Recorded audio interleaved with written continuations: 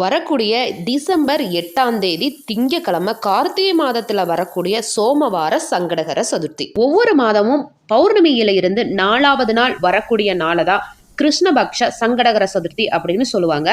சங்கட அப்படின்னா துன்பம், ஹர அப்படின்னா நீக்குதல், துன்பத்தை நீக்கக்கூடிய அற்புதமான விரதம் தான் இந்த சங்கடகர சதுர்த்தி. இந்த நாள் முறையா விரதம் இருந்து விநாயக பெருமானுக்கு அருகம்புல் மாலை சாற்றி வழிபடும் பொழுது செல்வ செழிப்பு உண்டாகும், ஆயுள் ஆரோக்கியம் அதிகரிக்கும், மனக்குழப்பம் நீங்கும் அப்படின்னு சொல்லப்படுது. ஒவ்வொரு தெய்வத்தை வழிபடும் போது ஒவ்வொரு விதமான பலன்கள் கிடைக்கும். ஆனா கணபதியை வழிபடும் போது அனைத்து விதமான சக்திகளும் கிடைக்கும் அப்படின்னு சொல்லப்படுது.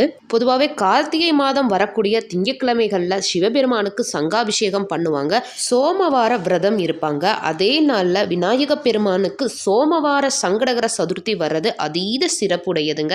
இந்த நாள்ல சிவபெருமானையும் விநாயக பெருமானையும் ஒரு சேர